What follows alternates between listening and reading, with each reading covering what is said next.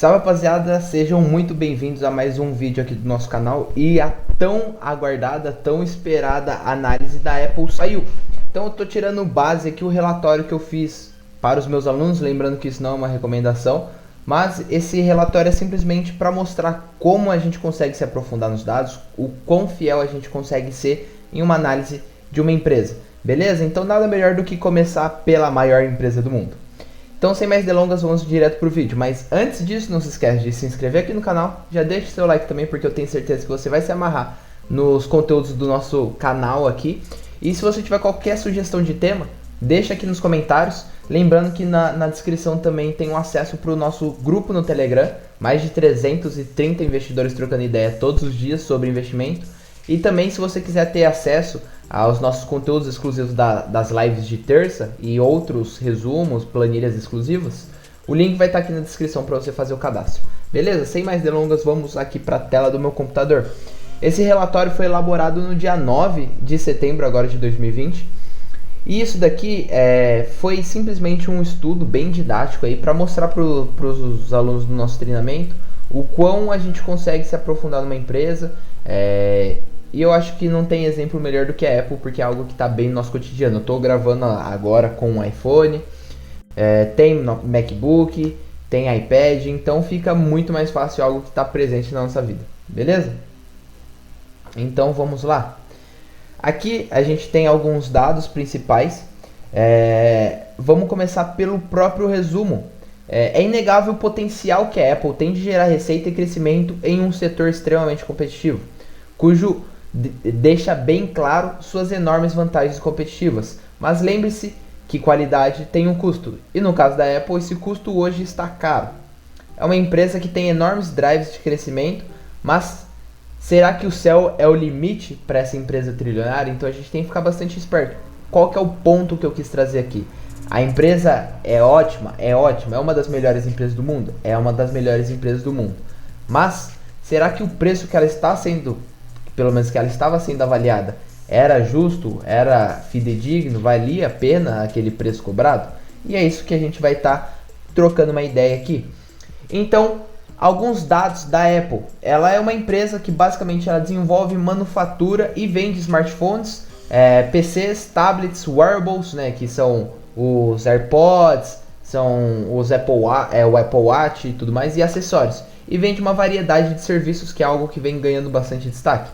É uma empresa californiana fundada em 1977. Seu ano fiscal, só para deixar bem claro, seu ano fiscal termina no último sábado de setembro. Então seu quarto trimestre, na verdade, é o terceiro trimestre do ano como um todo. Beleza? Então a análise do business como um todo, a gente vai estar entendendo um pouco mais sobre a receita. A Apple é uma empresa de tecnologia com foco em hardware, mas não se restringe a isso.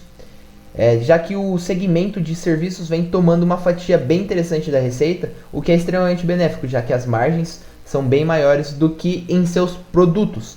É muito mais lucrativo você prestar um serviço ali, que você presta serviço de streaming ou uma base de dados, do que você ativamente produzir, desenvolver, encaixar, montar todo um aparelho. Então, a gente tem a receita da Apple da seguinte forma. A gente tem aí 2/3, né, 66% vindo de iPhones, 12% de Mac, né, iMac, MacBooks, praticamente 10% aí vindo dos iPads e surpreendentes 11%, quase 12%, são dos wearables, que eu não sei uma palavra para isso em português, então por isso que eu deixei wearables, home and accessories. Então a gente inclui aqui Apple TV, a Beats by Dre, a gente tem também os AirPods, Apple Watch, então tudo isso se encaixa nesse case. Beleza? Então o iPhone é o smartphone mais vendido do mundo, o MacBook inclui MacBook Air, MacBook Pro, iMac, iMac Pro, Mac Pro e Mac Mini. iPad é o tablet mais vendido no mundo, tanto é que iPad não é um tablet, o iPad é um iPad. Tablets são das outras marcas. Os wearables, como eu já citei, AirPods, Apple TV, Apple Watch, Beats, HomePod, iPod Touch. A evolução da receita dos produtos. Aqui a gente vê uma certa crescente aqui na maior parte dos produtos, né? Nos iPads, nos wearables principalmente, vem crescendo muito. No Mac vem lateralizado, mas o iPhone teve uma queda brusca no ano de 2019. Então basta a gente dar uma olhada no relatório que está para sair ainda, no ano de 2020, né, já que o seu ano fiscal vai se encerrar nesse próximo sábado. A gente está gravando isso daqui no dia 25 de setembro, beleza? Então a receita de serviços, com mais de 17% da receita, a área de serviços é algo que realmente chama a atenção da empresa como um todo, já que ela consegue obter uma escala maior, já que ela consegue distribuir isso para mais pessoas e também possui margens bem mais esticadas. E quais são os principais serviços da Apple? Lojas de conteúdo digital e serviços de streaming, Apple Care, iCloud. Eles também têm a parte de licenciamento, né? São as licenças de uso de propriedade intelectual da empresa. Outros serviços, a gente tem o Apple Arcade, também, que é inscrição para jogos, Apple Card, Apple News Plus, Apple Pay, que é algo que vem sendo bem revolucionário. Aqui é crescente na receita de serviços, partindo lá de 32 bilhões, para a gente ter, 2 anos depois, 46 bilhões. Segmentação por região. A gente tem aqui que a maior concentração é óbvio nos Estados Unidos, mas a queda abrupta que a gente teve no ano de 2019, frente ao ano de 2018, é simplesmente porque o consumo na China caiu muito. O consumo de iPhone caiu muito na China. Então aqui você vê que os Estados Unidos tem aí 40% e a China possui mais 16% basicamente. Vale o destaque para os Estados Unidos e China, que são os únicos países que têm mais de 10% de participação, ou seja, a diversificação mundial da empresa é enorme. Porque imagina, só as duas grandes potências mundiais têm mais de 10% na participação da receita. Porque você deve estar falando, mas a Europa tem 23%, mas a Europa é o continente como todo. O Japão é o mais próximo e tem 8%. Beleza? Suas vendas podem ser diretas ou indiretas. As diretas são pelo iPlace ou diretamente no site da Apple, ou indiretas, que são por meio de varejistas. A gente tem aqui no Brasil as próprias Casas Bahia e tudo mais que acabam fazendo essa venda. Mas a gente vê que 69% das vendas são indiretas. Então a empresa não precisa ficar investindo tão pesado em abrir novas lojas. Eles simplesmente se preocupam com a fabricação. Vamos dar uma olhada nos competidores. A Apple é líder nos Estados Unidos com 54,25% do mercado e a segunda maior empresa de smartphones do mundo, com 22% de market share global. Então, dentre todos os países que a gente tem no mundo inteiro, eles possuem 22% de market share como um todo. Eles só ficam atrás da Samsung, que possui aí 31%, já que a Samsung tem modelos de entrada, tem modelos mais sofisticados, é diferente do iPhone. iPhone é iPhone, você só tem aquele ali. Se você quiser um iPhone mais barato, você vai ter que comprar modelos anteriores. Isso talvez seja um ponto que é uma espada e um escudo. Também, na verdade, é uma faca de dois gumes ali para a própria Apple. Por quê? Você aumenta o ticket, o seu ticket vai lá em cima, só que seu market share não é tão grande porque nem todas as pessoas têm um poder aquisitivo para isso. Então aqui a gente tem os gráficos ilustrando, né? A gente vê a grande representatividade de Apple, Samsung, Huawei e Xiaomi. Os computadores, a Apple é a quarta maior empresa de PC do mundo, com cerca de 7% do market share global. Esse é o setor mais competitivo que ela atua, devido ao a grande inovação que tem a segmentação do uso do PC. Está se tornando mais comum as pessoas que têm uma capacidade ou têm uma vontade de ter um MacBook, um iMac. Eles pegam todo esse capital que eles comprariam um iMac e agora eles estão montando seu próprio PC que pode ser tão potente quanto. Beleza? Então a gente vê aqui como grandes representatividades: Lenovo, HP, Dell e depois nós temos a Apple, bem colada com a Acer. No mercado de tablets, a Apple é disparada a maior no segmento de tablets. Seus principais competidores são Samsung, Amazon, Huawei e Asus. Mas a Apple simplesmente tem 2/3 do mercado como um todo. Beleza? E aqui é bem interessante você enxergar aqui as maiores competidoras. A gente vê aqui a Samsung na cola novamente. Você vê que as grandes empresas assim que estão coladas, vamos dizer, com a Apple, não tiveram um resultado tão expressivo. Já que a gente viu aqui que deixa eu ver se eu consigo fazer assim. Não consigo. Então aqui no gráfico dá para vocês tentarem enxergar que está em escala logarítmica. Dá uma olhada. A Samsung despontou desde 2016, veio crescendo bem mais que a Apple. Caiu mais forte também. Eles andaram junto aqui no começo de 2020. Mas olha a diferença, a passada que a Apple deu. Ali, depois que a gente passou um momento conturbado de março, abril, maio. Quando a gente chega em junho aqui, quando o mercado começa a recuperar, a recuperação de Apple é em V literalmente. Eles despontaram aí, vamos dizer, quase 200% em alguns poucos meses, em 4 meses, em 3, 4 meses.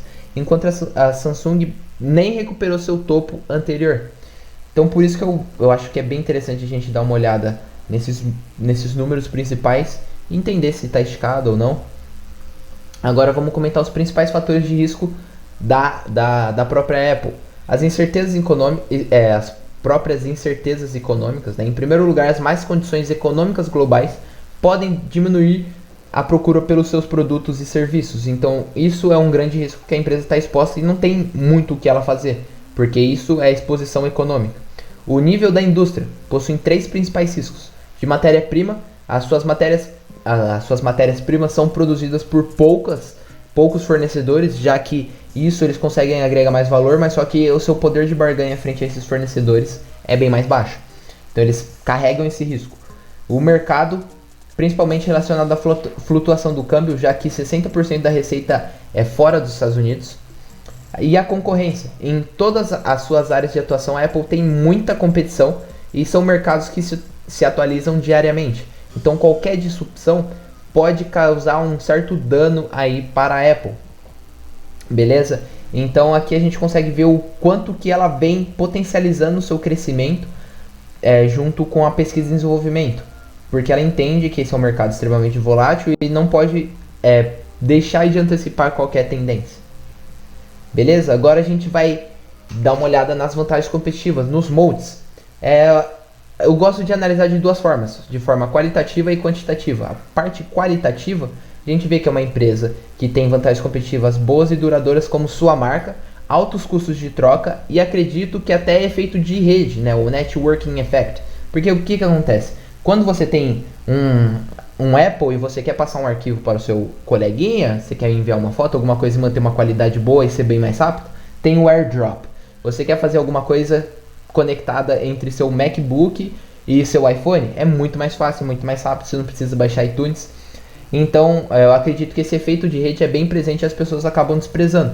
Eu já olho com ótimos olhos para isso, porque eles têm uma rede fechada ali, que tudo da Apple funciona muito bem com tudo da Apple. Beleza? Então aqui a gente consegue ver as unidades vendidas por produto. A gente vê um crescimento na quantidade vendida por iPhone. Vocês viram que a receita em 2018 teve um pico e depois voltou em 2019, mas a quantidade continuou crescendo. Aqui a gente tem o iPad lateralizado e o Mac também lateralizado. Agora vamos dar uma olhada.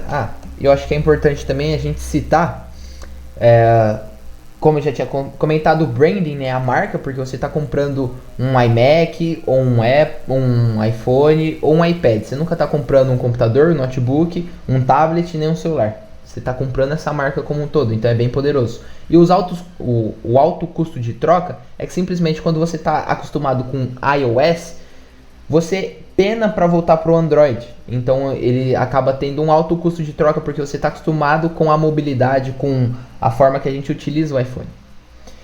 As vantagens competitivas quantitativas. Aqui eu trouxe o crescimento, né, nos últimos 1, 3, 5, 7 e 9 anos de uma forma composta.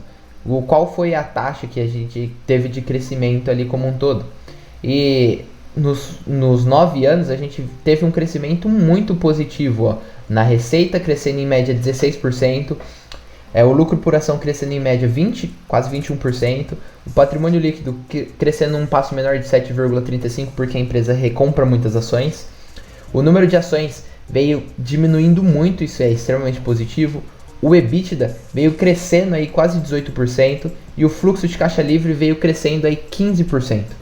E uma conclusão é que, claro que a Apple tem uma grande vantagem competitiva, seja ela qualitativa e também quantitativa. Porque apesar de ser a maior empresa do mundo, ainda tem drivers de crescimento que te permitem continuar aumentando sua receita e, consequentemente, o seu lucro. O crescimento nas vendas de seus aparelhos não se mostrou consistente, mas seus números corroboram e embasam a sua presença dessa vantagem. Porque mesmo eles não tendo uma crescente tão grande na venda dos seus produtos, eles agregaram mais valor, aumentaram o ticket e com isso aumentaram a sua receita, potencializando junto com o serviço. A parte aqui dos manda-chuvas para baixo, que é a gente entender sobre a gestão e também sobre os preços, eu vou deixar único e exclusivamente para quem tenha acesso aos relatórios. Beleza, pessoal? Espero que você tenha gostado desse vídeo. É uma forma de mostrar como eu acredito que dá pra gente fazer uma análise bem completa, e tudo isso com informações basicamente do próprio Annual Reports, que fica bem mais fácil. Beleza, pessoal? Então, um abraço, eu espero vocês na nossa próxima live de terça e até mais!